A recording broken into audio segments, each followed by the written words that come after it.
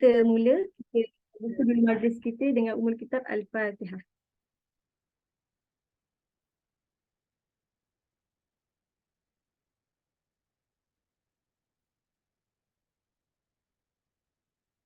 Sekali lagi, saya ucapkanlah terima kasih kepada tuan-tuan dan puan-puan yang hadir pada malam ini di aplikasi Zoom dan juga yang menyaksikan di Facebook Live. Alhamdulillah, pada malam ini kita sudah melangkah ke bulan Rejab. Dan ia menandakan bulan Ramadan sudah semakin hampir. Jadi saya nak mengajaklah sama-sama kita mempertingkatkan amal kebaikan di bulan ini bagi persiapan menuju Ramadan. Kita perbanyakkan zikir, membaca Al-Quran, berpuasa dan sebagainya. InsyaAllah pada malam ini kita launching 2.0 bagi daurah surah Al-Jumu'ah dengan temanya mendepani fitnah materialistik ke atas kaum muslimin.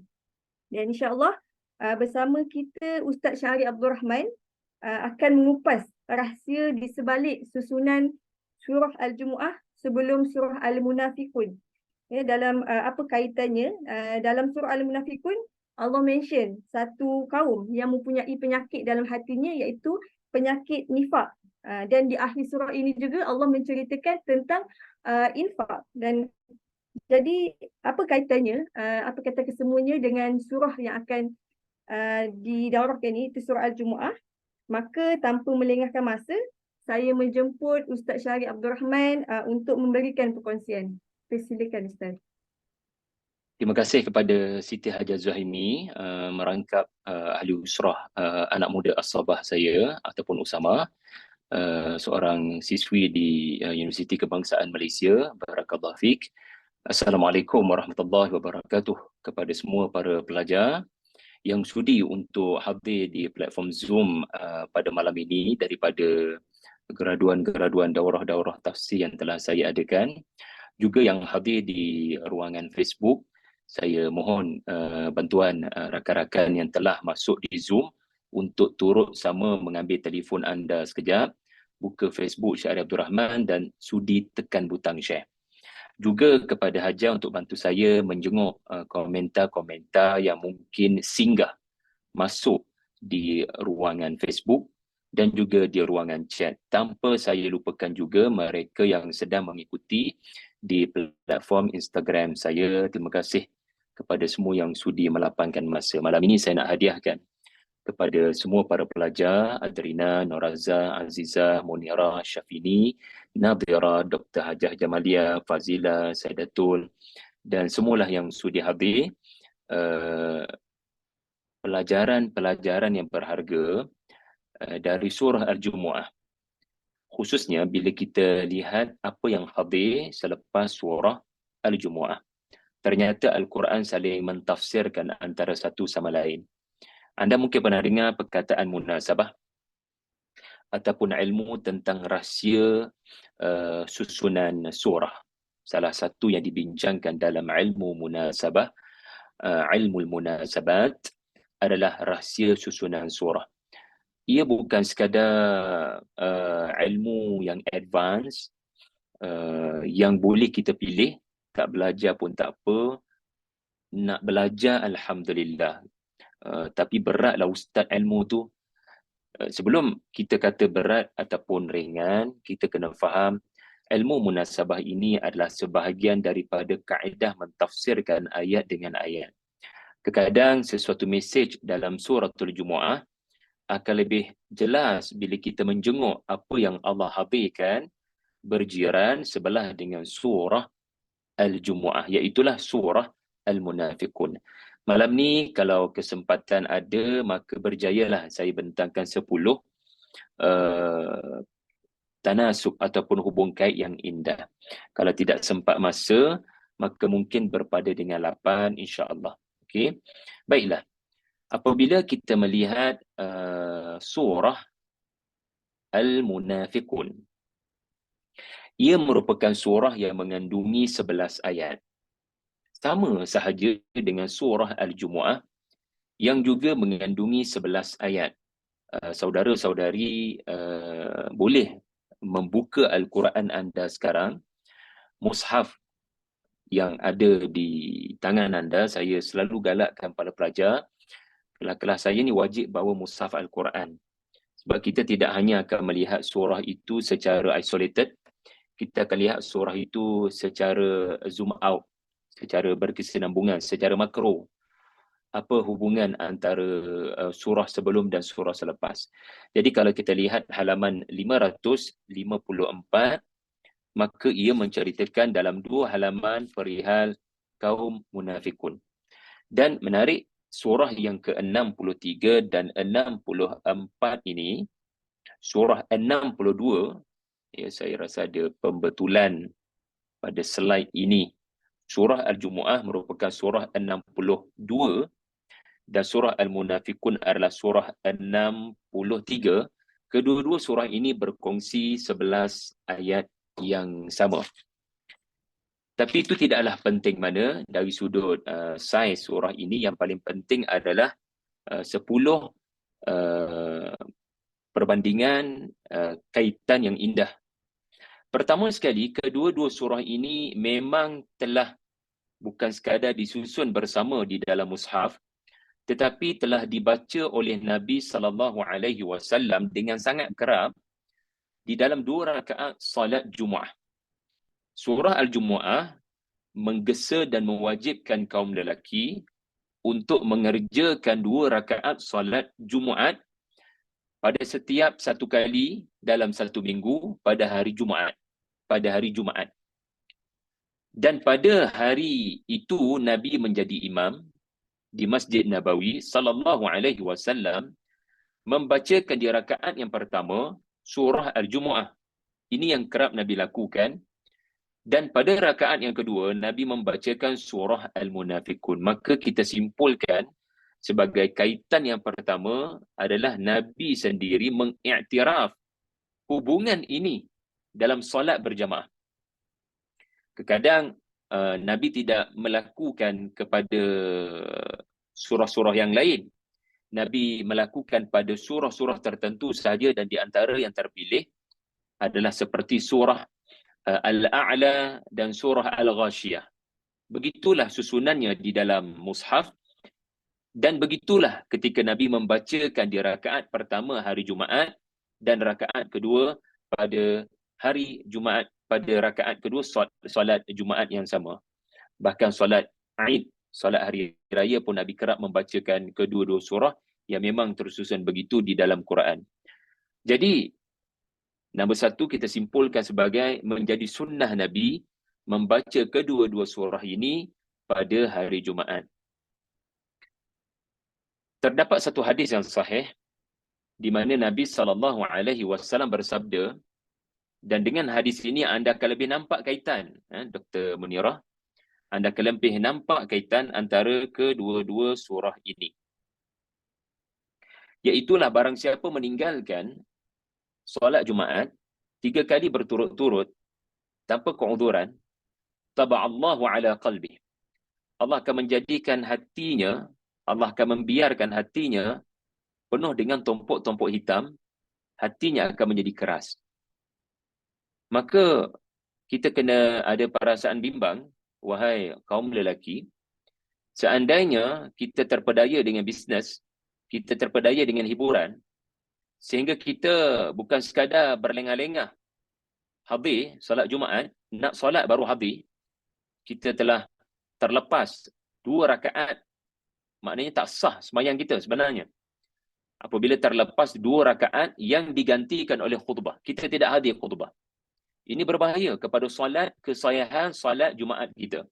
Bukan sekadar datang lewat, tidak hadir langsung. Ini adalah manusia yang tak nak ambil berat tentang komuniti, betul tak?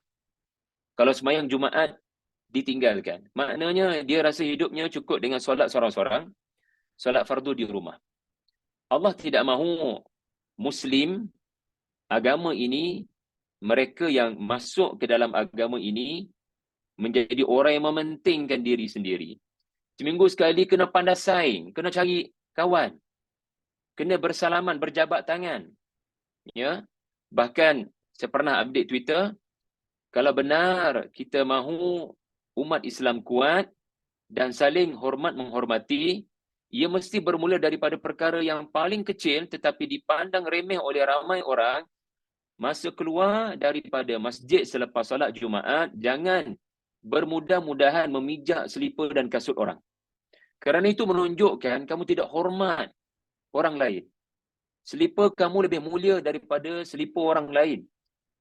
Jangan bermudah-mudahan memijak, melainkan kalau sudah terdesak, tidak ada jalan untuk mengambil capal anda, melainkan dengan terpaksa lalu kawasan yang penuh dengan kasut dan selipar berkenaan. Jadi ini institusi berjamaah dalam agama. Agama ini memang menuntut ke arah tolong ambil berat antara satu sama lain.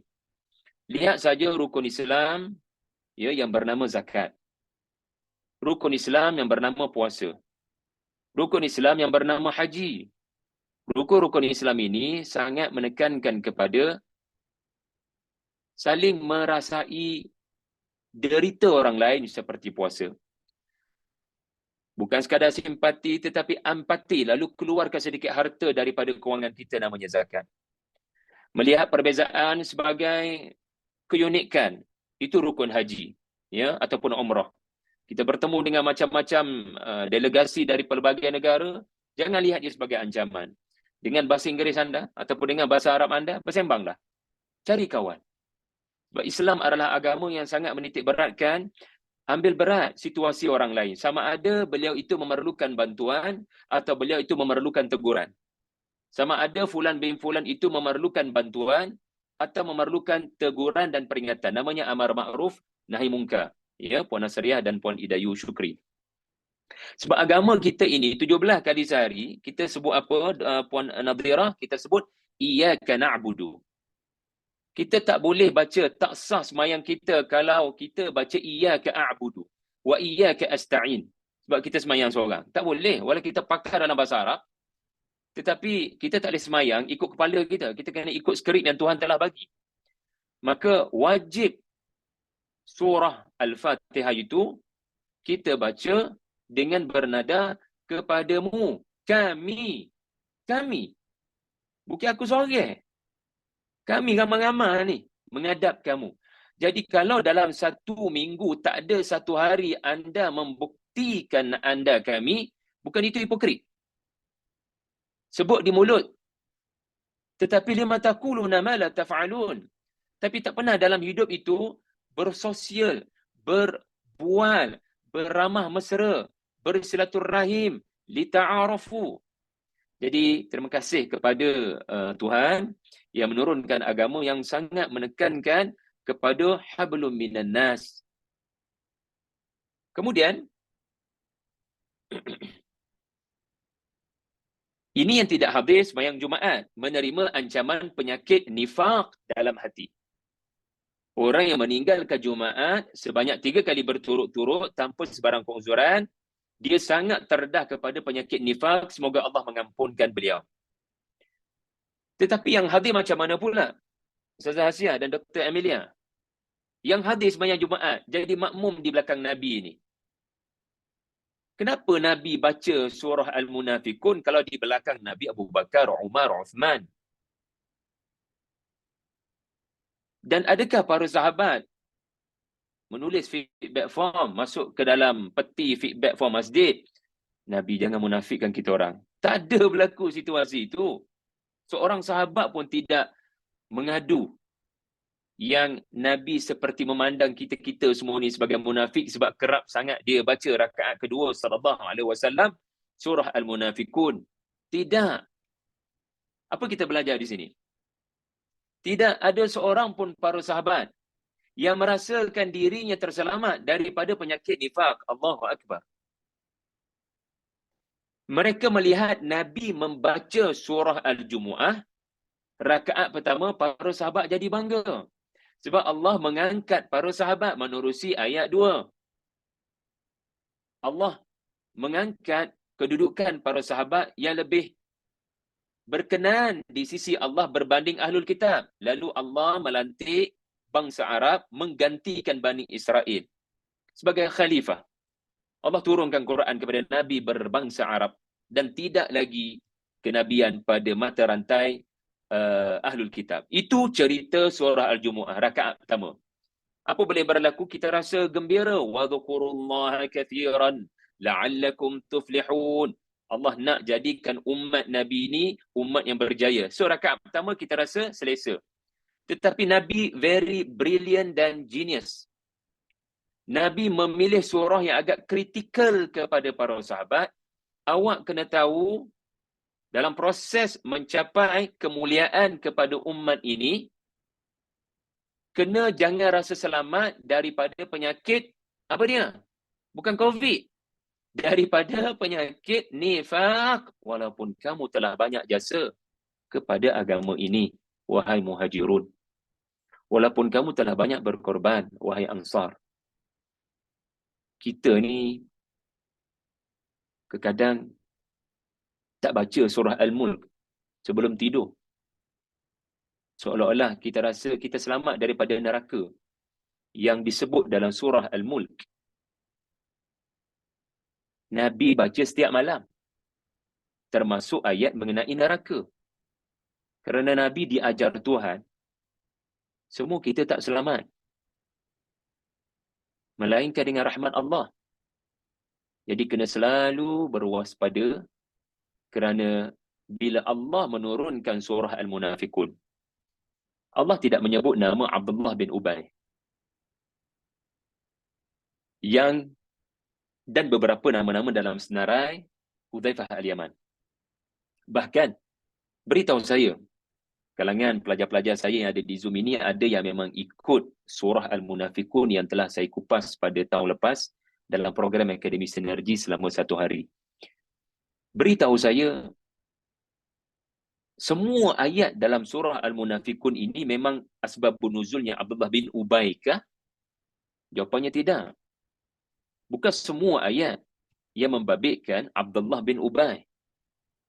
Asbabun nuzul, kalau kita nak guna asbabun nuzul, maka hanya ayat 1, ayat 2, sehinggalah kepada separuh daripada ayat ini. Separuh daripada surah ini boleh dikatakan ada kaitan dengan Abdullah bin Ubay. Tetapi fikirkan sejenak.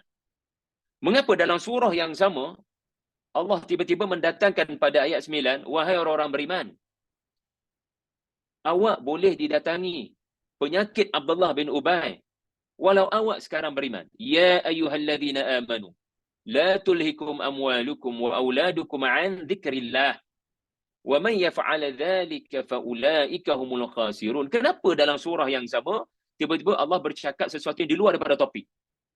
Surah ni surah Munafiqun. Seharusnya ya ayyuhalladzina nafaqu. Tetapi tiba-tiba ada cerita orang beriman. Fikirkan sejenak, apa sebabnya? Nur Hasni Zahra Osman.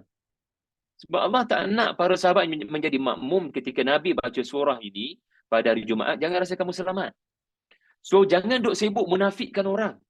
Kamu kena tengok diri kamu. Ada tak tanda-tanda munafik yang disebut dalam surah Al-Munafiqun, seperti hari Jumaat, datang sembahyang Jumaat, tapi infak tak pernah buat walau RM1-2. Itu tanda saudara-saudariku. Kita datang sembahyang Jumaat, Alhamdulillah. Tapi kalau sekadar datang, tubuh, hati tak terkesan apa-apa daripada ayat-ayat Allah, sehingga kita tak hadir rasa belas kasihan kepada orang-orang yang memerlukan, lalu kita meninggalkan infak, wa anfiqu mimma razaqnakum, maka kita kena risau. Bila kita jarang infak, kita sudah ada sebahagian daripada tanda-tanda nifaq. Ma'adallah. Jadi para sahabat bila mendengar Nabi membaca surah Al-Munafiqun pada rakaat yang kedua, mereka beranggapan Nabi sedang memandikan mereka. Nabi sedang memberikan kepada mereka air zam-zam untuk hati dan sanubari mereka. Ya Rasulullah, engkau sedang membersihkan kami daripada penyakit-penyakit hati. Okey? Sebenarnya terdapat hadis Nabi yang saya sedang paparkan sekarang. Hadis yang sahih. Nabi bersabda tentang perihal solat fardu yang 5. Solat Jumaat bukan solat sunat ya bagi lelaki. Solat Jumaat adalah solat fardu. Maka apa yang Nabi bicarakan ini termasuk solat fardu Jumaat. ara'aitum law anna naharan bi babi ahadikum yaghtasilu fihi kulla yawmin khamsan. Wahai para sahabatku, apa perasaanmu kalau kamu mempunyai rumah yang bersebelahan, di hadapannya adalah sungai, dan kamu dapat mandi di sungai itu dengan penuh kedamaian, ketenangan, tanpa sebarang gangguan 5 kali sehari. Apa agaknya akan berlaku kepada badan kamu? Para sahabat reply, la yubqi min daranihi syai'an. InsyaAllah tak akan ada sebarang kotoran pada tubuh kami. Fadhalika mithlu salawatil khams yamhullahu bihil khataya. Itulah perumpamaan kepada salat fardu yang 5. Ia umpama kamu mandi agar bersih kamu daripada penyakit hati. Kenapa 5 waktu sehari kita kena mandi? Mandi sebab penyakit hati sangat mudah datang dan singgah. Sekarang kita berada di zaman Instagram. Tahu tak, penyakit hati boleh muncul dengan hanya scroll. Apabila kita tengok TikTok, mudah je penyakit hati itu datang. Tahu tak, asalnya 50 fardu. 50. Allah boleh je terus bagi tahu Nabi 5. Tetapi kenapa Allah datangkan 50 terlebih dahulu? Maha suci Allah daripada review postmortem disebabkan ada teguran dan kritikan. Allah ada hikmah memulakan pensyariatan semasa Mi'raj dengan pengumuman 50 fardu. And then Nabi naik turun jadi 5. Takkan Allah review balik? Maha suci Allah daripada sifat-sifat makhluk. Nak ajar kita apa dia? Siapa boleh sebut kepada saya? Asalnya 50. Kita kena mandi 50 kali sehari. Tapi 5 je, Alhamdulillah. Ganjarannya 50.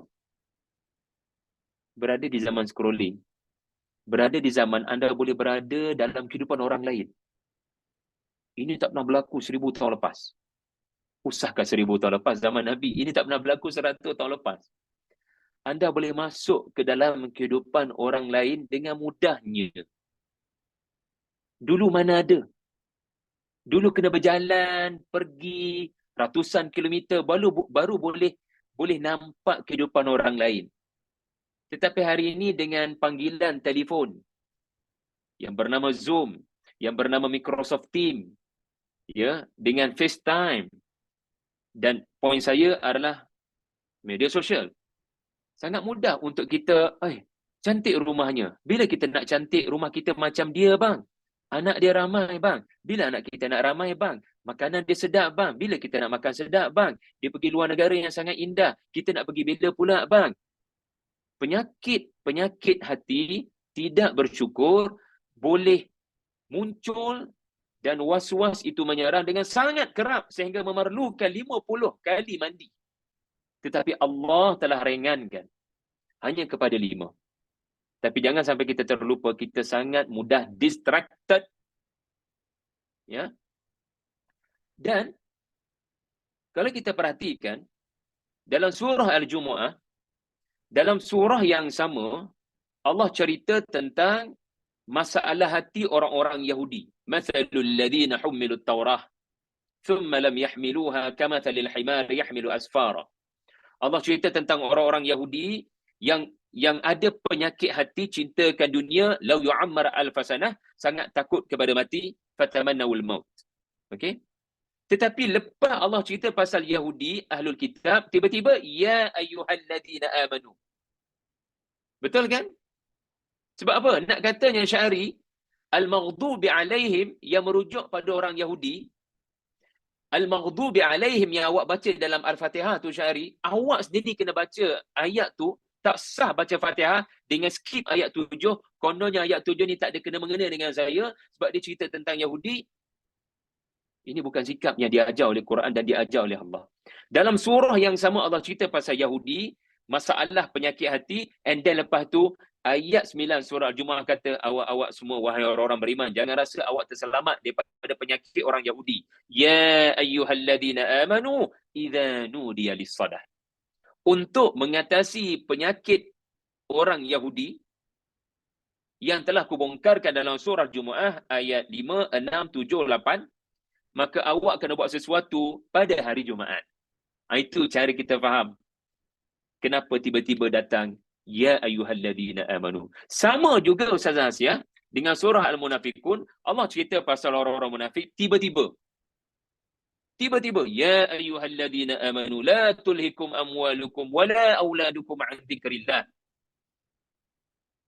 Jangan rasa kamu selamat. Aku cerita panjang lebar tentang munafikun. Aku tak sebut nama Abdullah bin Ubay. Asbabun nuzul kata Abdullah bin Ubay. Tetapi agar kamu benar-benar tidak mengikat ayat itu kepada tokoh-tokoh tertentu, agar ayat itu kamu sasarkan kepada diri kamu sendiri, maka Allah menjadikan dalam surah yang sama, hei orang-orang beriman tu, jangan rasa awak terselamat daripada orang-orang nifaq.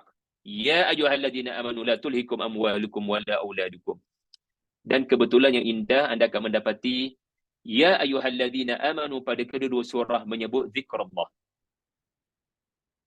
Lihat pada ayat yang ke-9 surah Al-Jumu'ah. Bergegas pergi sembahyang Jumaat agar kamu bergegas kepada zikrullah.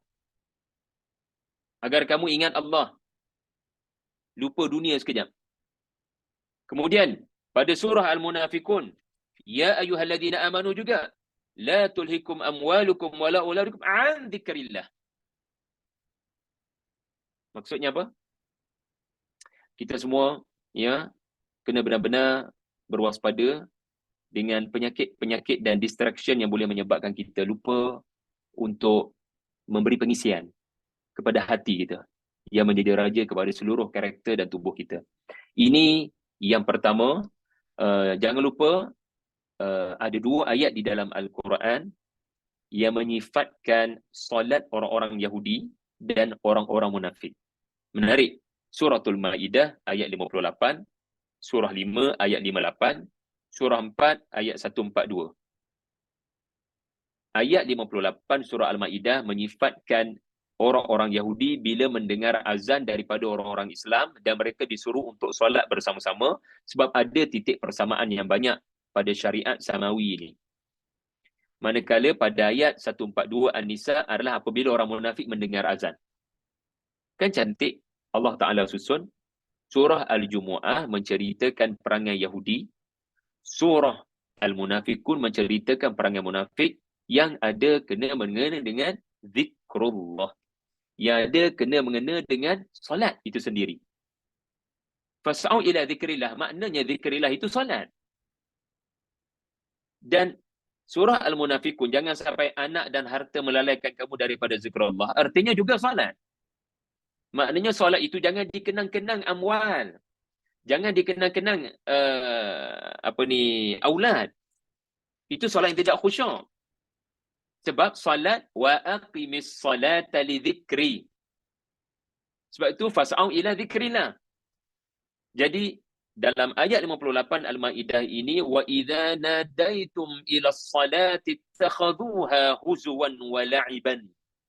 Bila mereka diseru kepada solat, mereka mempermain-mainkan seruan nida solat berkenaan, huzwan wa la'iban. Ya, dengan gelak ketawanya. Kalau tak semayang tu tak apa lagi, tapi mempermain-mainkan orang-orang yang pergi kepada solat dan mereka sendiri solat dengan penuh main-main. Ya. Dan yang kedua, mereka yang solat dan tak main-main, tetapi nampak sangat pemalasnya.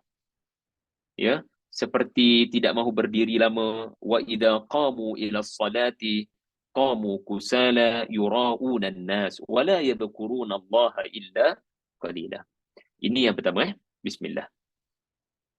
Yang kedua, hubungan antara Al-Jumu'ah dengan Al-Munafiqun, ya, Hajar dan Syida alias Kashful Anwar. Menarik ya, kita akan mendapati surah Al-Jumu'ah ini, rakan-rakan Instagram, ya, dia berakhir dengan babak Nabi ditinggalkan. Wa taraku kaqaima. Nabi ditinggalkan. Betul kan? Nanti kita sembang panjang dalam daurah nanti ayat 11. Nabi tengah khutbah. Tiba-tiba Nabi ditinggalkan oleh begitu besar jumlah para sahabat. Yang kali pertama disyariatkan solat Jumaat. Mereka tak tahu kewajipan mendengar khutbah. Surah ini turun selepas insiden ini. Ya, kafilah dagang datang buat marketing masa tu kebetulan. So Nabi ditinggalkan. Surah Al-Jumu'ah berakhir dengan Nabi ditinggalkan sendirian. Dan hanya beberapa orang para sahabat saja stay. Surah Al-Munafikun bermula dengan Nabi didatangi. Nabi didatangkan. Nabi didatangi oleh sekumpulan orang. So nampak tak kontradiksi yang menarik? Ya, tanasub, tanakut dipanggil. Tanasub, tanakud. Nabi ditinggalkan, sekarang Nabi didatangi. Adakah anda akan berkata buruk kepada para sahabat yang meninggalkan Nabi wa taraku qaiman? Jangan. Sebab mereka umpama pelajar yang baru masuk sekolah. Mereka tak tahu peraturan daripada Tuhan. Dan mereka sangat mudah menerima teguran. So jangan nilai pada perbuatan zahir sahaja. Iaitulah apa ni tinggalkan Nabi.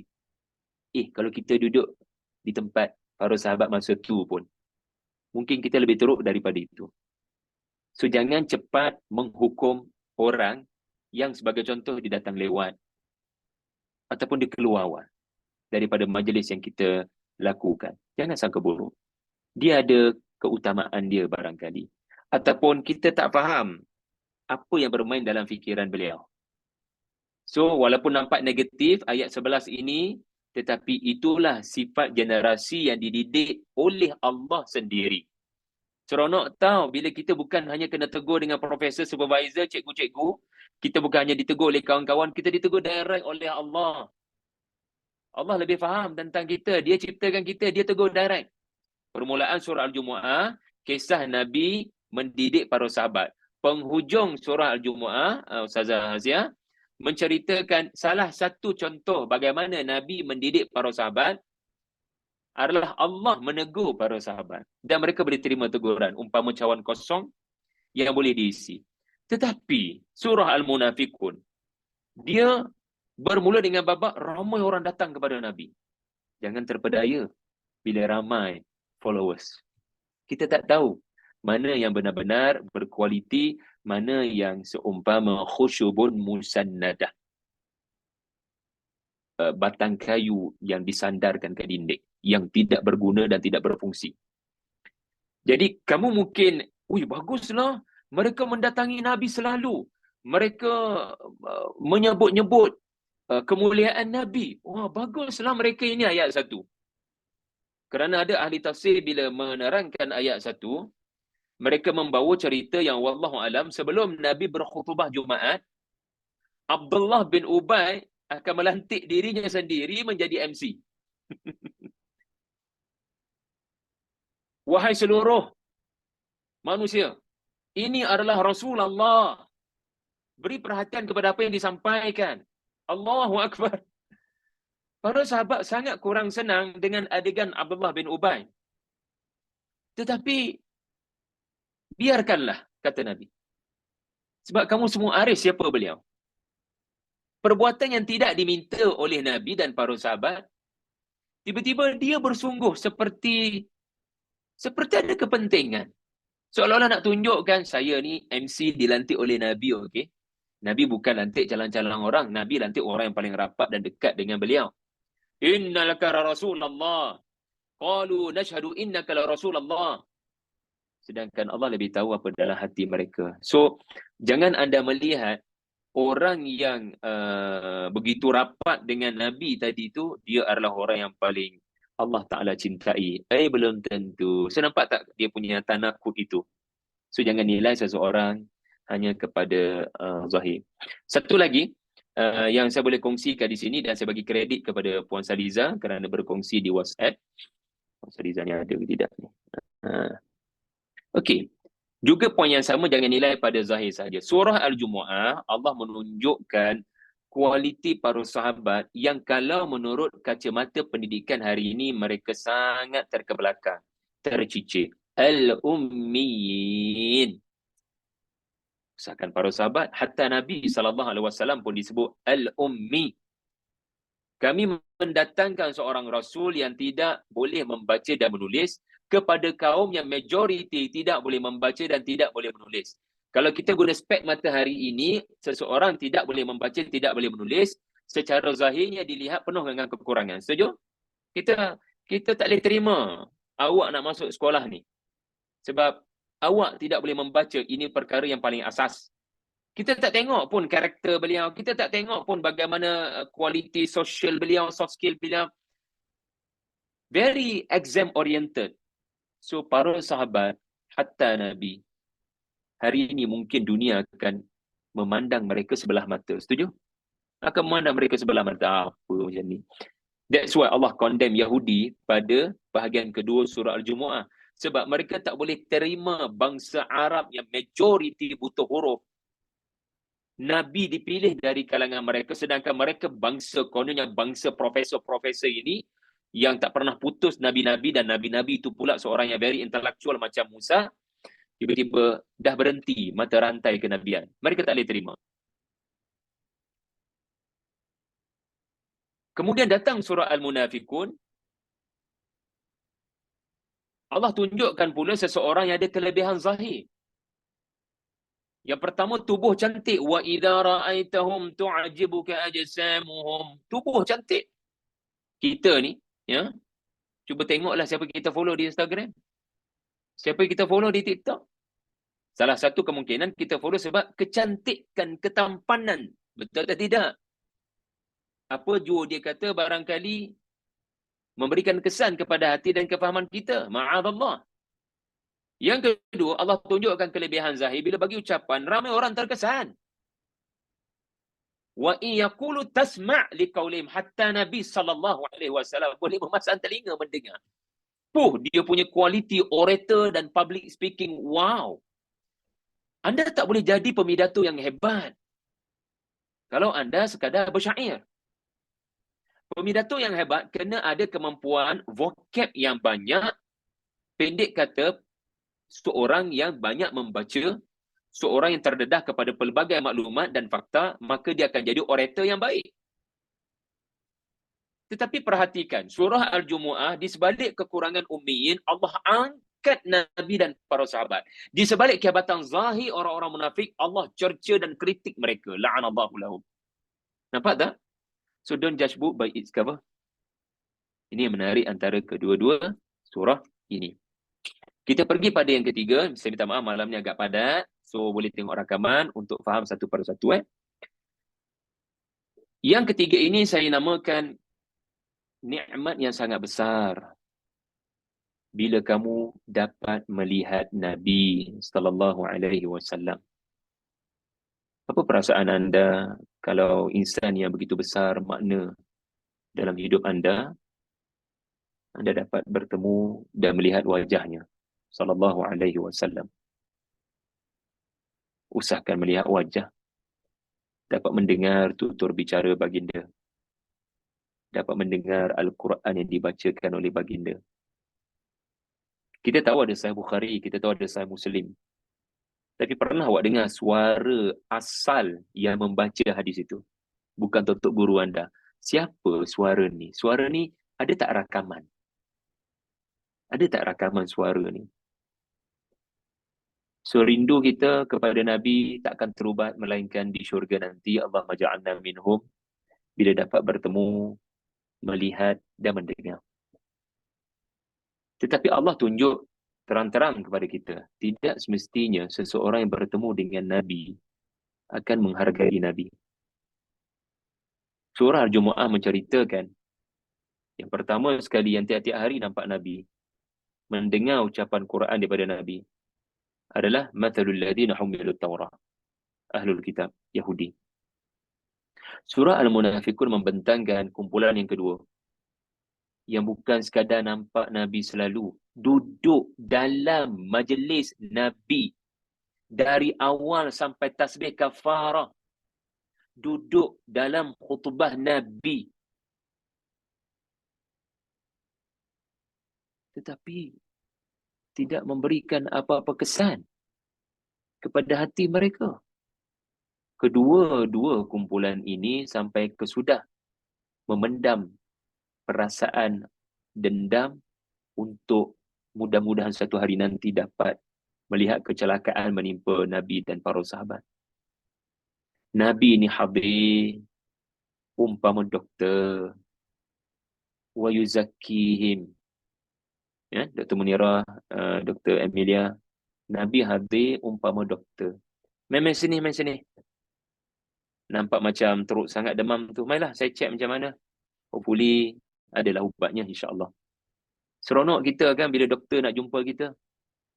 Doktor ni pula bukan calon-calon doktor. Doktor pakar, dia berkursus. Dia dah ada banyak pengalaman. Dia belajar daripada yang pakar-pakar. Ya, dan Allah ini maha pakar. Tetapi ada orang, bila doktor nak cek tubuhnya, dan memang doktor tengok simptom tu saja, doktor dah tahu ada ubat, saya nak bagi ubat. Okay, kalau awak tak nak saya cek, saya nak bagi ubat je, please lah. Doktor nak bagi ubat pun, mereka tak nak.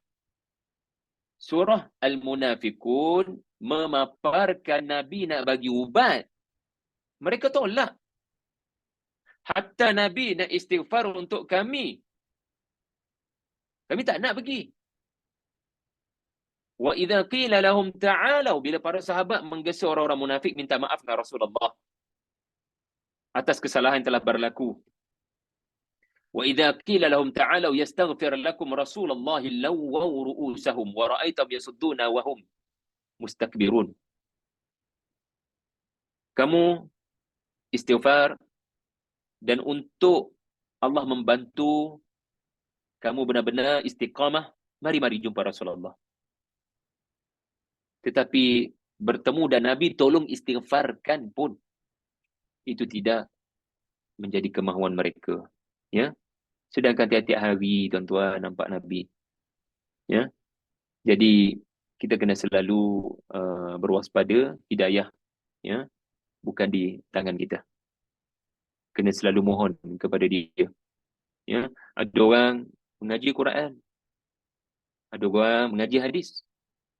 Tetapi hati mereka penuh dengan penyakit. Ya, jadi sentiasa berjaga-jaga.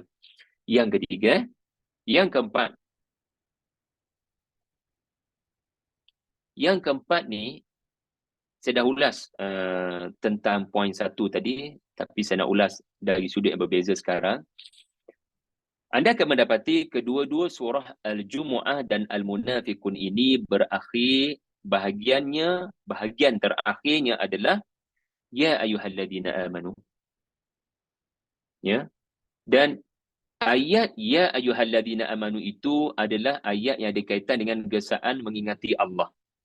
Fas'au ila dzikrillah dalam Al-Jumu'ah, dan jangan sampai harta, kebendaan dan anak-anak melalaikan kamu dari zikrullah. Dan telah saya jelaskan tadi, solat antara tafsiran kepada zikrullah. Ya. Apakah tafsiran zikrullah? Salah satu tafsirannya adalah solat. Maka satu perkara yang kita belajar daripada surah Al-Jumu'ah, bila kita mendengar azan, sebenarnya Allah sedang menguji kita, awak nak jumpa saya atau tidak? Ada orang, semoga Allah ampunkan saya dan tuan-tuan semua, mungkin kita pernah melengah-lengahkan solat fardu. Dan mungkin kalangan kita pernah untuk tidak terasa apa-apa dengan azan yang dikumandangkan. Azan ni, nudia, nida, adalah latihan Tuhan memanggil kamu bila ajal datang. Azan adalah latihan untuk kembali kepada Tuhan. Nah, tengok diri kita. Hajar kan? Tengok diri kita. Bila kita dengar azan Masjid UKM, bila kita dengar azan, ada tak perasaan Tuhan panggil saya kena bersedia untuk pulang pada bila-bila masa. Saya akan bergegas pergi kepada Tuhan. Labbaik Allahumma labbaik. Atau kita dari kalangan yang, saya ada keutamaan ni. Saya rasa apa yang saya buat ni lebih utama. Amboi. Jadi, Tuhan dikemudiankan, dan amwalukum, auladukum, material itu didahulukan. Bila kita tidak praktis meninggal dunia underquote, Bila kita tidak praktis meninggal dunia bila azan dikumandangkan untuk pulang kepada Tuhan, al-munafiqun datang beritahu nanti susah awak nak pulang pada Tuhan bila malakul maut terpacak depan awak. Sebab awak tak pernah praktis masa azan. Awak tak terasa apa-apa dengan azan yang dikumandangkan. Sedangkan azan itu latihan menuju Tuhan. Azan adalah latihan pulang ke rahmat Allah. Dan tengok surah Al-Munafiqun, apa berlaku? Pada orang yang tak pernah berlatih untuk meninggal dunia. Meninggal dunia ni sekejap je. 10 minit, 15 minit kalau masuk sekali dengan pergi ke masjid setengah jam barangkali. Kalau termasuk solat fardu Jumaat 1 jam. Meninggal dunia sejam je pun. Nak berlatih ni. Kalau kita susah tinggalkan komitmen kita kepada telefon dan bisnes yang ada di situ. Kalau susah kita nak tinggalkan mesyuarat. That's mean bila malakul maut datang nanti, kita akan memberikan alasan. No, saya tak ready lagi. Kenapa awak dah muncul? Ya Allah. Itulah yang disebutkan pada ayat 11. Fayaqula rabbi laula akhartani. Boleh tak datang kejap lagi? Boleh tak datang kejap lagi? Saya ada keutamaan sekarang. Ma'adallah. Munafiqun akan menyesal bila mereka meninggal. Mereka berkata, boleh tak tangguhkan ajal ini kepada 10 minit lagi? 10 minit lagi datanglah. Seolah-olah kita boleh minta orang yang azan tu, boleh tak delay sekejap? Bagi saya selesai meeting dulu. Ma'adallah, mana boleh? Masuk waktu, muazzin kena azankan. Tidak ada kompromi. Sekarang pilihan di tangan awak. Bukan awak mempengaruhi muazzin. Bukan awak mempengaruhi malakul maut. Sekarang awak yang kena berubah.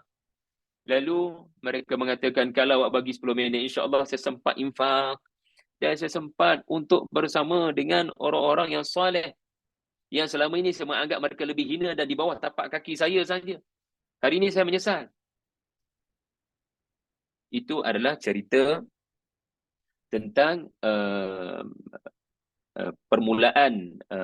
bahagian penutup surah ini bermula dengan peringatan tentang solat. Ya, azan yang dikumandangkan adalah latihan untuk meninggal dunia. Orang yang susah meninggal dunia 10 minit, namanya solat, meninggalkan dunia, meninggalkan amwalukum wa auladukum, dia akan menghadapi masalah bila meninggal dunia yang sebenar.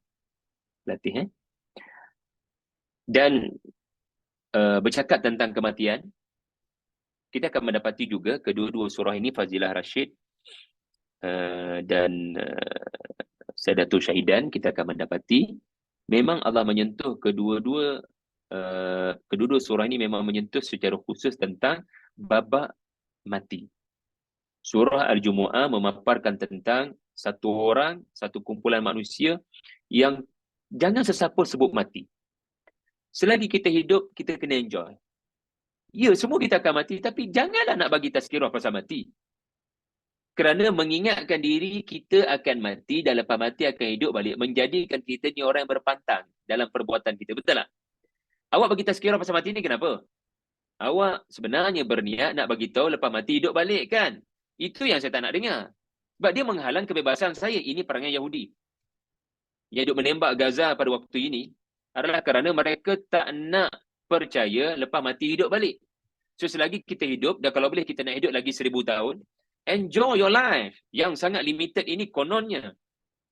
Manakala pada surah Al-Munafiqun pula, menceritakan tentang penyesalan kepada orang-orang munafik dan orang-orang kafir daripada ahlul kitabnya apabila mereka didatangi kematian.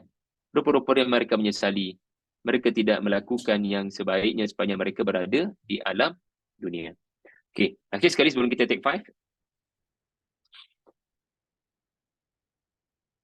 Musuh kaum muslimin.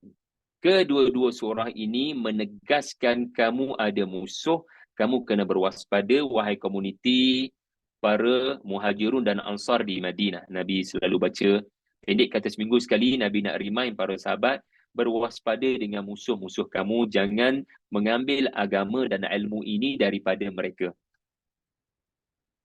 Ya, mereka duduk dengan kita kena berkawan dengan mereka, kita kena jaga akhlak kita, tetapi dalam hal-hal keilmuan dan strategi.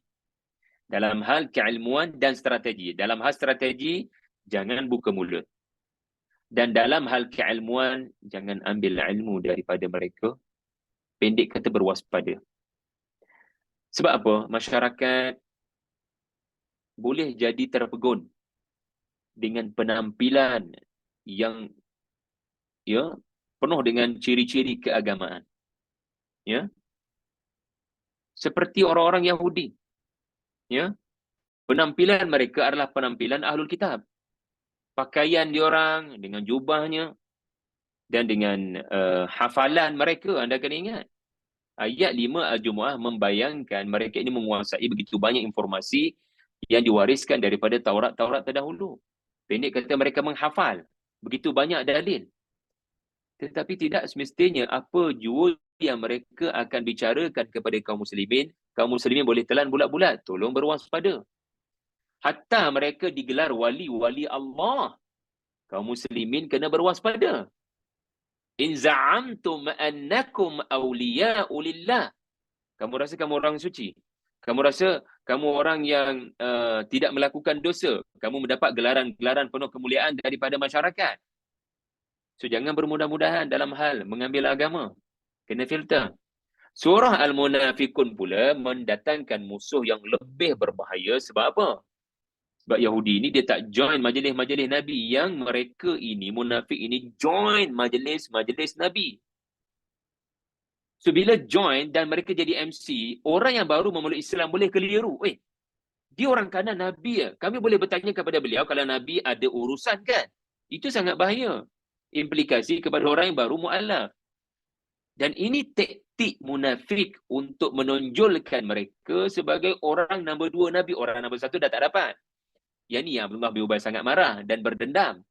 Sebab Nabi seolah-olah dilihat oleh beliau hijack kepimpinan Yathrib dari beliau. So tak dapat jadi nombor 1, jadi orang nombor 2. Jadi mereka cuba menonjolkan diri mereka sebagai the great supporter. Ucapan-ucapan mereka menunjukkan mereka the great supporter, big fan kepada Nabi, tapi di belakang mereka menikam Nabi SAW. Ya, hari ini dengan apa yang terjadi di Gaza, kita boleh tahu siapa yang benar-benar berjuang membela Palestin dari negara Arab dan siapa yang hipokrit yang hanya menyebut mereka bantu Palestin tetapi di belakang mereka membenarkan Zionis untuk lalu kawasan mereka dan melanyak dan mengganyang penduduk di sana, saudara mara, adik-beradik, mak ayah kita. Itu saja untuk separuh masa yang pertama. Kita pulangkan sekejap kepada Hajar, insyaAllah, Hajar. InsyaAllah. Saya share, Ustaz. Silakan.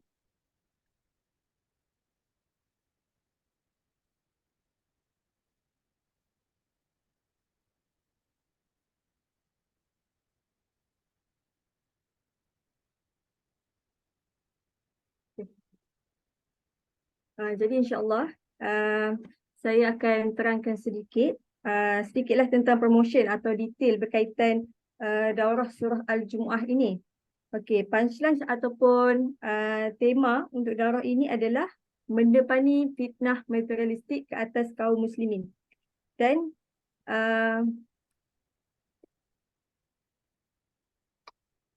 sekejap ya. Okey.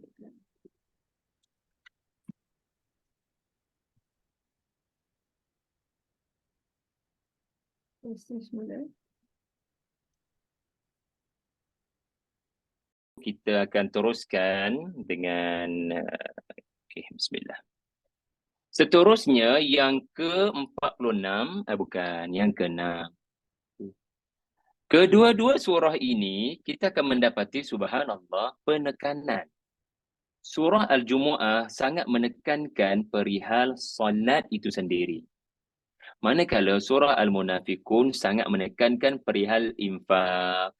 Perasan tak? Surah Al-Jumu'ah menekankan kualiti solat. Apa sebenarnya yang perlu dicapai daripada solat berjamaah? Solat Jumaat ni adalah bertujuan untuk melatih solat berjamaah. Sebab tu dia jadi wajib, kerana menghadiri latihan kena wajib supaya nanti aplikasinya berlaku selepas latihan. Solat Jumaat adalah untuk melatih kaum muslimin agar solat berjamaah. Itu yang menarik. Nama hari yang Allah wajibkan solat itu adalah Jumu'ah, iaitulah berjamaah. Lalu apabila kita telah berlatih untuk menghidupkan syiar solat berjamaah, sekarang apa selepas solat? Inilah maqasid berjamaah, iaitulah saling membantu antara satu sama lain. Orang kanan, orang kiri kita beri salam. Orang yang hadir kita dalam masjid kita boleh nampak siapa yang ada keuzuran, siapa yang tua, siapa yang muda. Maka orang-orang yang mengalami kelemahan ini infak, bantu. Sebab itu dia adalah rukun Islam yang tidak boleh dipisahkan, solat dan zakat. Dan ini fungsi masjid. Fungsi masjid menurut surah Al-Jumu'ah adalah memastikan mereka yang menunaikan solat berjamaah dapat menghadirkan kefahaman, hati dan perasaan kepada bacaan imam. Kena usaha, kena struggle untuk fahamkan masyarakat kepada apa yang dibaca oleh imam. Ini falsafah khutbah Jumaat. 2 rakaat ganti 2 rakaat. Sebab 2 rakaat Zuhur telah diambil oleh khutbah. Sebab 2 rakaat itu anda baca Quran, tapi without understanding. Sekarang dengan khutbah, you understand what's the meaning of this ayah. Itu falsafahnya. Kita jangan nampak ibadat ni hanya pada waktu tertentu. Dia ada falsafah. Sebagai contoh, solat Jumaat, khutbah Jumaat mengajar ayat-ayat yang imam baca ataupun ayat-ayat Al-Quran mesti dihuraikan. Yatlu alaihim tidak cukup. Wa yuzakkihim wa yuallimuhumul kitab wal hikmah. Ini baru cara berinteraksi dengan wahyu yang betul dan boleh mencetuskan perubahan kepada komuniti, masyarakat dan individu. Kalau hanya 1/4 diambil, dia tidak akan mencetuskan revolusi sebagaimana terjadi kepada para sahabat. Sebagaimana terjadi kepada Umar, berubah. Wa in kanu min qablu la fi dhalalin mubin. Mereka ada track record jahiliah yang sangat cemerlang. Tetapi khiyarukum fil jahiliyah, khiyarukum fil Islam idza faqihu. Quran memang mengubah manusia kalau berlaku kepadanya tilawah, tazkiyah, ta'limul kitab dan ta'limul hikmah. Nanti kita hurai. Jadi ini yang sepatutnya berlaku dalam masjid yang orang datang menunaikan solat. Saya mendoakan agar Ramadan kita gerak gempur perkara ini. Supaya lebih ramai masyarakat boleh faham apa yang imam baca dalam tarawih tersebut. Kemudian, bila kita dah dapat belas kasihan daripada Allah, kita rasa kasih sayang Allah, kita rasa tenang dan damai, automatically lepas mayang kita jadi orang yang tak boleh tengok ada orang susah. Allah Ta'ala bersifat pemurah kepada saya. Ayat Quran tadi mendidik saya. Banyak benda Tuhan bagi kepada saya. Alhamdulillahi Rabbil Alamin. Ar-Rahmanur Rahim. Maliki Yaumiddin. 17 kali sehari. Di masjid apatah lagi. Takkan bila Allah Ar-Rahman, awak tak jiwa rahmah syahri. So bila kamu dapati ada orang dalam kesusahan, maka bantu. Wa anfiqu mimma razaqnakum. Dan masjid bila mengutip infak, bila mengutip harta sumbangan, masjid tahu kat mana nak sumbang. Ya, kepada qaryah ataupun ahli-ahli qaryah yang memerlukan. Jadilah sedekah jariah. Okey. So 2 ini adalah syiar agama kepada graduan mawar. Sebutkan kepada saya, nabi mana yang syiarnya adalah solat dan zakat? Aha. Puan Syafini, pelajar terawal saya hari ini. Ingat tak nabi mana yang syiarnya solat dan zakat dalam surah Maryam? Isa. Nabi Isa ibnu Maryam. Ya, wa awsani bis salati waz zakati. Sebab tu surah sebelum Al-Jumu'ah dan Al-Munafikun, surah As-Saff yang berakhir dengan cerita Nabi Isa. So kalau umat Islam tidak kuatkan masjid, kalau umat Islam tidak kuatkan diri mereka dengan dua surah ini, macam mana nak jemput Nabi Isa bantu kita? Kita kena lakukan sesuatu kepada dua teras agama ini. Salat hablum minallah. Surah Al-Jumu'ah mengulas hablum minallah. Sebab tu nama Allah sampai 4. Betul-betul nak kita rasa hidup bertuhan. And then datang surah Al-Munafikun, di mana rosaknya hubungan manusia. Kerana ada penyakit munafik. Hablum minan nas. Okey? Subhanallah. Kesimpulannya, surah Al-Jumu'ah memerangi penyakit ayat Quran tak bagi kesan pada hati. Penyakit tidak tadabbur Quran. Hari Jumaat adalah hari tadabbur Quran. Biarlah hari Jumaat ada ayat-ayat memberikan kesan pada hati. Hari Jumaat hari kita dapat cahaya. Tapi duk baca 10 ayat pertama Al-Kahfi, tak faham apa-apa. Macam mana cahaya nak function? Cahaya ni maksudnya syahari awak sedang berada di tempat yang gelap. Bahaya boleh datang tu sebab gelap. Dengan cahaya anda boleh nampak bahaya. Anda mengelak lubang, anda mengelak paku. Tapi sekarang lepas baca surah Al-Kahfi, anda tak rasa ada bahaya datang kerana tak faham. So dengan memahami dan tadabbur selepas tafsir, maka insya-Allah Allah akan guide hidup kita. Kita boleh memperbetulkan beberapa perkara dalam hidup dengan surah Al-Kahfi yang kita baca. Ya? Kerana Nabi menyebut surah Al-Kahfi memberikan cahaya, ya, yang boleh bertahan selama 1 minggu. Surah Al-Munafikun. Okay. Kemudian seorang lagi Nabi dalam surah Maryam. Nabi Masih ingat? Ismail. Nabi Ismail. Wa kana ya'muru ahlahu bis-salati waz-zakah. Ya. Wa kana apa entah taqiyah ke apa. So nak tunjukkan Nabi Ismail yang merupakan moyang kepada bangsa Arab telah meninggalkan pusaka solat dan zakat yang disambut oleh Nabi Isa tadi. Okey, yang ke-7, sebelum yang ke-7 ni ala-ala kita bercakap pasal fasalli li rabbika wanhar. Fasalli li rabbika wanhar, salat dan zakat.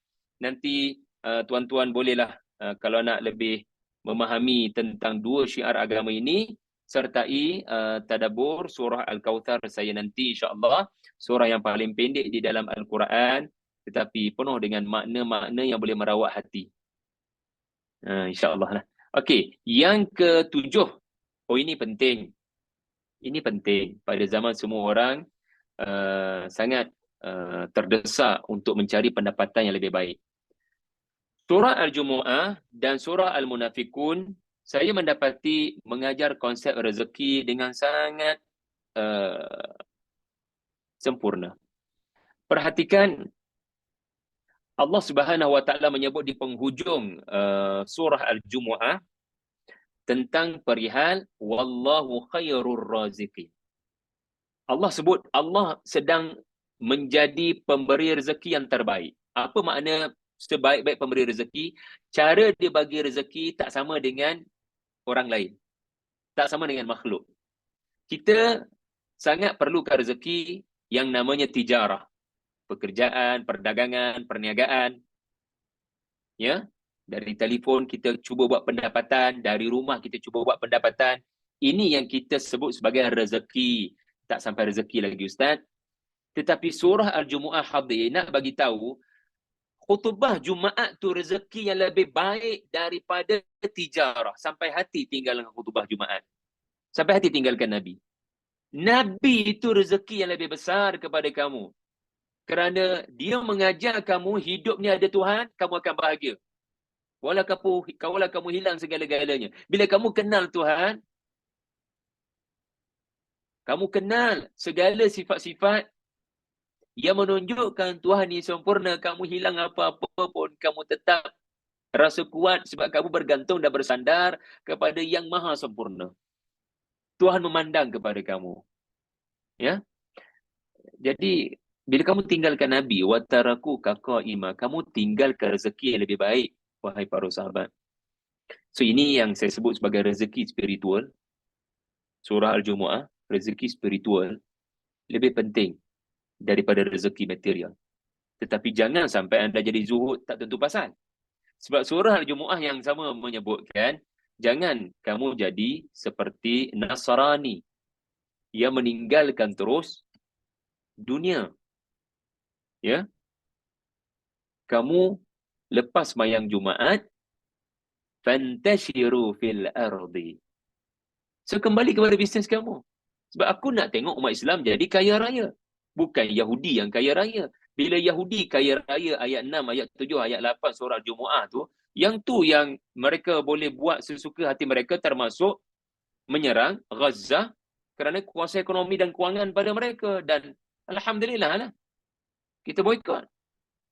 Tapi at the end of the day, kita kena tengok berapa banyak lagi produk-produk yang mereka sediakan yang kita tengah guna. Sebab kita tidak jadi orang yang mencipta teknologi. Ilmu itu. Ya, baiklah. Jadi ini adalah konsep rezeki. Allah mulakan surah Al-Jumu'ah dengan untunglah dapat rezeki Nabi mengajar Quran yang difahami adalah rezeki yang sangat besar. Ahlul kitab tak faham Taurat, mereka kehilangan rezeki.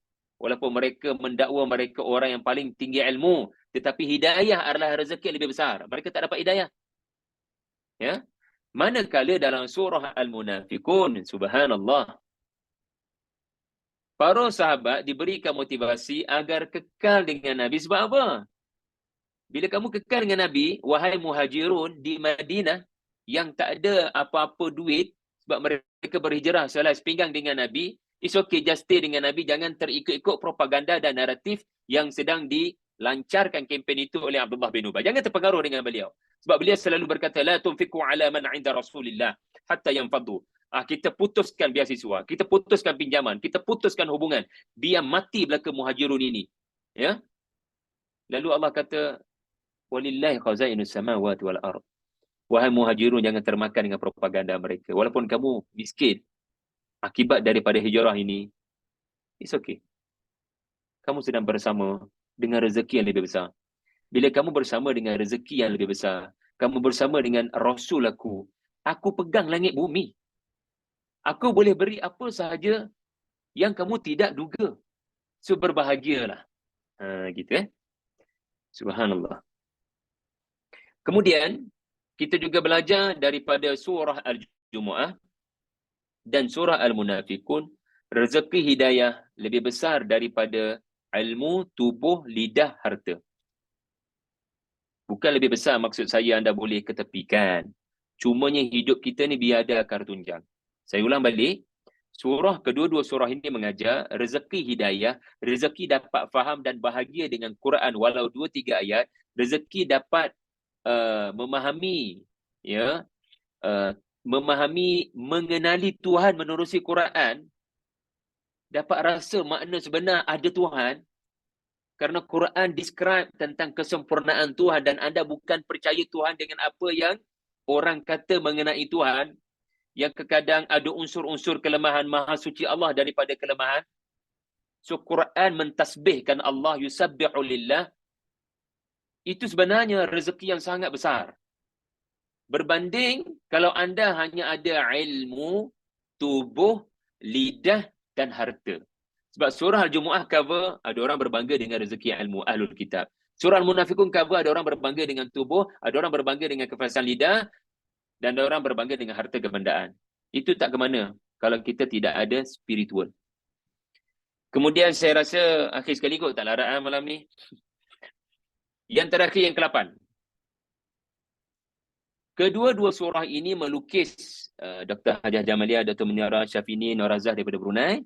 Kedua-dua surah ini melukis kepada kita, tuan-tuan perempuan di Instagram dan di Facebook. Nanti Hajah tolong maklumkan berapa yang hadir di Facebook. Dan mungkin tolong bagi feedback kalau ada soalan-soalan di Facebook. Dan di chat tolong perhatikan nanti Hajah. Okay. Usaha menjauhkan para sahabat daripada Rasul. Dan usaha menjauhkan umat ini daripada agama yang asal. Maksudnya daripada Quran dan Sunnah, daripada wahyu. Dalam surah Al-Jumu'ah, Allah tunjukkan tijaratan aw lahwan infaddu aw lahwa. Ini adalah distraction untuk umat Nabi Muhammad kalau kita terpukau dan terpedaya dengan kedua-dua ini. Kita hanya mengitar semula cerita Bani Israel yang penuh dengan kerosakan. Dua perkara ini boleh menyebabkan adanya penyakit nifak. Umat ini akan lemah walau mereka besar jumlah. Dua penyakit ini mesti berwaspada, dia akan menukar kemuliaan menjadi kehinaan. Iaitulah bila hidup kamu hanya berkiblatkan pendapatan wang ringgit, keuntungan, profit, tijarah. Satu. Yang kedua adalah bila kamu lebih mahukan hiburan daripada perkara-perkara yang lebih serius seperti apa tujuan saya hidup. Semua benda nak santai. Sampai bila? Kena ada waktu kita serius. Kalau tidak, hari Jumaat, bila lagi nak belajar jadi serius? Ada waktu kita perlu santai. Ya, macam malam macam ni. Setiap hari santai lah sikit. Berat sangat ni. Tetapi ada waktu kita kena serius. Lahwan ni maknanya nak gelak-gelak, nak berhibur, nak seronok-seronok. Sehingga kita layan semua filem. Kita layan semua dokumentari. Kita layan semua perkara yang tidak ada keperluan pun pada membangunkan iman. Lahwal hadith, lagu-lagu. Okay, itu distraction ataupun gangguan ataupun serangan yang pertama daripada musuh Islam. Dan bukan kebetulan Allah mention dalam surah yang Allah mention tentang Yahudi. Mereka semacam tahu macam mana nak lemah kaum Islam. Sebab mereka tahu mereka tak boleh menang dengan perang. Mereka keserang dengan senjata. Kita sibukkan mereka dengan perniagaan. Ya, peluang-peluang yang boleh dicipta pendapatan daripada aplikasi-aplikasi dan platform-platform tertentu. Lihat saja, ada orang sanggup buat apa saja di TikTok demi meraih pendapatan. Dan yang kedua, mencipta hiburan. Mencipta hiburan. Screen, sport, seks. Screen, sport, seks. 3S. Kemudian dari sudut lain pula, datang surah Al-Munafikun, Allah menunjukkan serangan yang kedua ke atas umat ini adalah berbentuk berhenti infak dan membantu orang-orang yang nak belajar tentang Nabi. Cukup hantar dia orang pergi belajar benda lain. Tapi nak duduk dekat dengan Nabi, nak hidupkan sunnah Nabi, nak faham Quran dan sunnah daripada Nabi, elakkan begitu. Supaya lebih ramai orang jauh daripada Nabi sallallahu alaihi wasallam. Saya merasakan bila terlalu ramai yang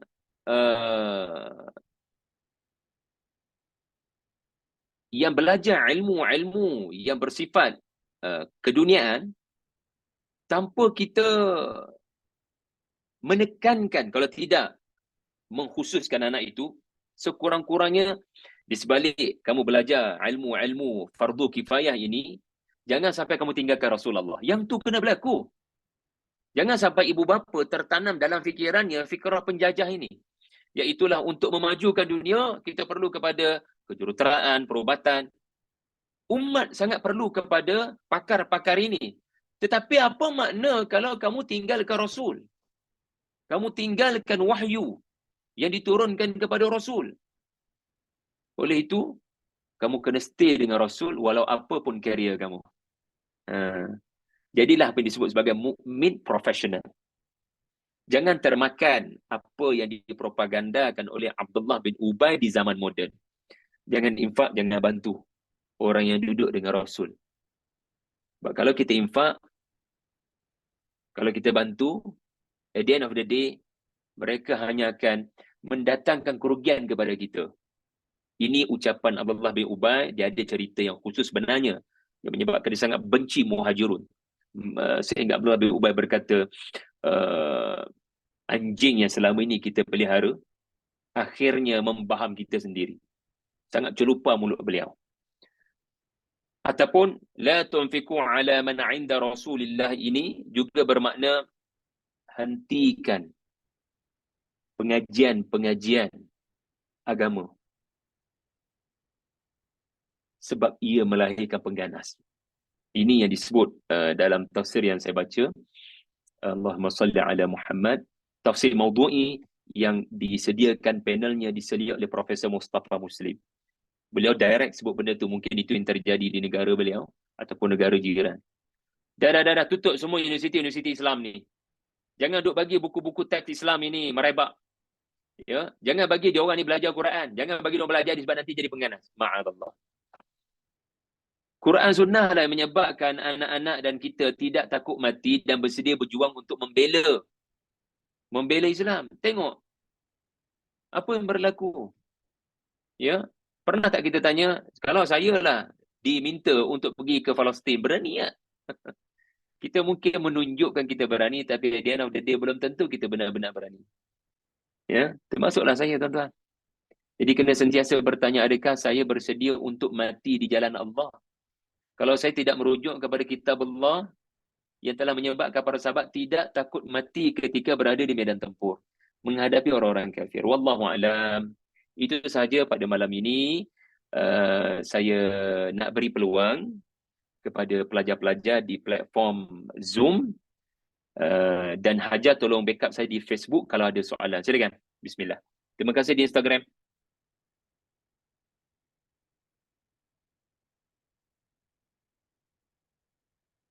Ya, silakan. Ada tak di ruangan chat dan di ruangan Facebook? Tiada Ustaz, tapi di Facebook ada yang bertanya lah, sesi pengenalan percuma ni kekal ke dalam FB Ustaz? Nak ambil nota nanti. Silakan. Dia akan kekal hingga hari kebangkitan. Tak adalah. Dia akan kekal dengan izin Allah di situ. Masa ni itu sahaja daripada Facebook. Di Facebook tak ada apa-apa soalan ataupun Ini komentar. ada lagi. Ada yang Di bertanya. Facebook. Ya. Assalamualaikum Ustaz, nak bertanya, sesuai tak Ya, untuk tadabbur dengan anak-anak sekolah rendah dan menengah tentang surah Al-Jumu'ah dan Al-Munafikun ini? Apakah mesej penting yang boleh disampaikan pada anak-anak ini yang boleh difahami? Maaf jika soalan ini tak sesuai. Dan soalan bagus mungkin seorang Ya. ustazah di sebuah sekolah menengah kebangsaan ataupun sekolah kebangsaan. Saranan saya cukup surah Al-Jumu'ah. It's very good untuk ustazah bangunkan anak-anak dengan surah Al-Jumu'ah. Jangan masukkan bebanan mereka pada surah yang lain kalau mereka belum bersedia. Perbincangan malam ni advance. Okey. Dan anak-anak ni lah masa depan negara dan agama. Yang buat bising kat masjid tu pun minta maaf lah saya kata. Kadang-kadangnya anak-anak kita ni. Dan tak boleh nak salahkan dia orang. Sebab kita mak ayah dia orang. Kita tak didik untuk mereka mendatangi masjid dengan matlamat yang Allah suruh. Dan maaf juga saya kata, khutbah Jumaat perlu kepada menarik perhatian. Selain daripada konten yang ilmu, tetapi penyampaian itu mesti menarik perhatian.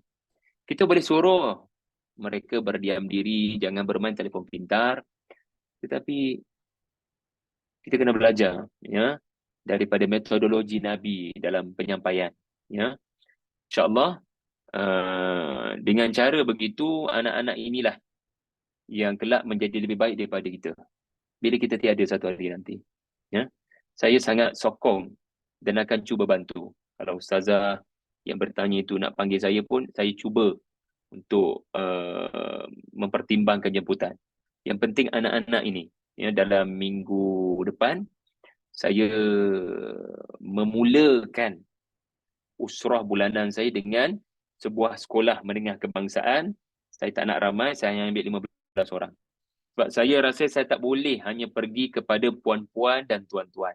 Saya mesti pergi kepada orang yang boleh terus bersuara tentang tadabbur Quran, tentang khutbah Jumaat dan hari Jumaat ketika saya tidak ada. Dr. Mahyudin, ada tambahan? Assalamualaikum Ustaz, khabar Ustaz? Waalaikumsalam. Sihat Alhamdulillah. Ustaz, saya sebenarnya nak tanya pendapat Ustaz sikit lah, pandangan mungkin agak tinggi sikit persoalan ni. Berkenaan masyarakat kita sekarang kan, dari segi sistem pendidikan kita nampak separation lah, maksudnya yang belajar agama. Tapi yang belajar ilmu keduniaan macam Ustaz kata tadi tu, astronomi, matematik, doktor macam saya ni, ya maksudnya dari segi keilmuan agamanya kurang lah. Kita tak ada yang dua-duanya bagus. yang betul-betul mendalam lah. Saya rasa yang tu yang sebaiknya. Pandangan Ustaz, apa cara yang terbaik dari segi sistem pendidikan tu Ustaz? Kalau kita nak kembali kepada zaman dulu lah. Macam mana dia buat zaman dulu ya? Itu kena diskusi 2 jam tu. Oh ya, Maksudnya panjang cerita tu. soalan ni very good, Dr. Mahyudin. Saya rasa bangga dengan doktor selaku para pelajar kita ini bertanya soalan yang very serius. Kita kena jawab soalan dengan serius. Bagaimana kita nak selamatkan masa depan negara dan umat ini dengan mereka memilih untuk berada pada profession yang boleh dilihat mencipta pendapatan yang lebih baik, tetapi pada masa yang sama kita tidak mahu mereka hilang keutamaan sebagai hamba Allah dan sebagai khalifah. Bagaimana itu? Bagaimana sistem itu? Sebab tu dia tak boleh sekadar kita bincang di sini, kerana ia memerlukan masa, dan bukan kita-kita saja bincang, barangkali kita perlu kepada satu orang lagi yang boleh memberikan sudut pandang dari sudut policy making. Betul. Sebab at the end of the day, sistem memang kena menyentuh siapa yang berada di atas takhta. Betul. Siapa yang berada di platform kuasa. Tetapi untuk menuju kepada perubahan sistem, dia perlu kepada diskusi-diskusi seperti ini. Asasnya bagi saya, kita ubah apa yang dalam kemampuan kita terlebih dahulu. Iaitulah keluarga kita. Betul. Ya. Macam anak saya masih kecil, memang tak perlu dianggap serius lagi tentang cita-cita. Bukan mereka dah masuk sekolah menengah lah. Sekolah menengah baru kita serius, dia nak jadi cita-cita apa, dan kita boleh mula nampak dia punya minat. Tetapi kita dah kena, dalam bahasa negatifnya doktrin, dalam bahasa positifnya kita dah kena tarbiah dia. Engkau boleh jadi apa pun. Sebab Tuhan bukan hanya boleh nampak dengan baca Quran. Betul. Tuhan boleh nampak dengan kau tengok ke langit. Ini bahasa dengan anak-anak lah. Hmm. Adakah bila kita tengok ke arah tanah kita tak nampak Tuhan, hanya dengan baca Quran boleh nampak Tuhan? Siapa ajar kita macam tu? Yang penting kamu tengok apa pun kena belajar bagi nampak Tuhan. Dan ayah susah nak terangkan benda ni kalau ayah sendiri tidak ada, ayah sendiri tak berlatih benda tu. Betul. Macam kita naik kenderaan, kita nampak sekeliling kita, kita nampak orang di sekeliling kita. Macam mana kamu nak latih diri kamu Syahari untuk setiap apa yang terjadi sebenarnya ia menunjukkan adanya Tuhan. So Quran sebenarnya guide kita ke arah melihat apa pun wa dzakarallaha katsira. Kamu pasti akan nampak Tuhan. Ya.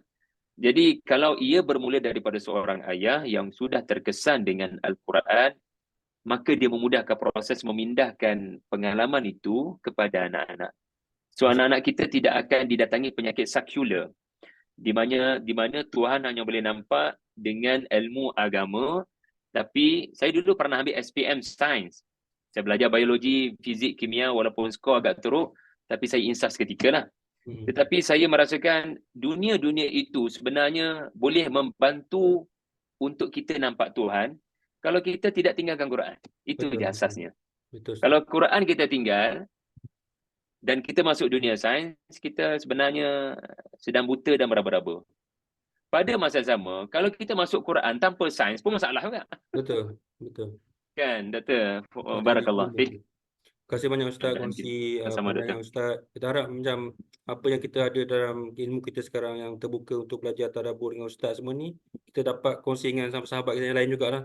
Sebab InsyaAllah. masyarakat akan berubah kalau kita dengan diri kita saja, betul Ustaz ya? Betul, setuju. Terima kasih Ustaz. Terima kasih Dr. Mahyudin selaku graduan Totik. Ya, topik. Alhamdulillah. Okey, yang lain ada lagi? Dr. Amelia, Puan Nadira, Ustazah Asia, kiranya ada tambahan? Waalaikumsalam, Ustazah, silakan. Kita pernah daurah surah Al-Munafikun ni siri 7, rasa siri 7 Iqra. Kita pernah tanya kenapa Rasulullah tu tak ambil tindakan kepada Abdullah bin Ubay walaupun Rasul dah tahu dia ni munafik. Ustaz ada bincang hari itu sebab salah satunya sebab karakter Nabi ni adalah rahmatan lil alamin. Sebab Abdullah bin Ubay ni dia seorang yang sangat besar pengaruh dia di Yathrib tu. Dan dia pun bakal Perdana Menteri yang memang dah nak Nobatkan. buat pertabalan. Jadi untuk menampakkan Islam ni agama yang rahmah. Sebab tu tak ada tindakan diambil lah. Betul. Betul, barakallahu fik. Kadang kita tertanya-tanya, kesian kat Nabi, dah berhijrah kat Madinah pun ada musuh lagi. Bahkan dua pula tu musuh. Kalau kat Mekah, musuh satu je, orang kafir.